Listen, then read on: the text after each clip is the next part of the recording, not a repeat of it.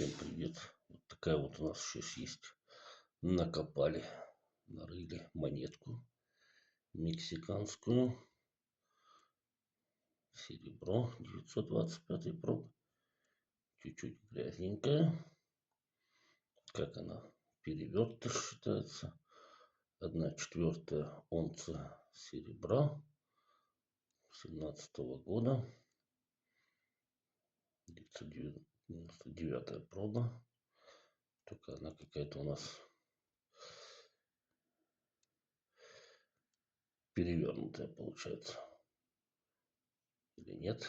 Кто знает, скажите, что у нас с ней не так. Или это все верно? Ну, похоже, что что-то неверно. Брать вот так ее переворачивать. Здесь вверх. Здесь, походу, вверх ногами. Ну, посмотрим, что скажут эксперты.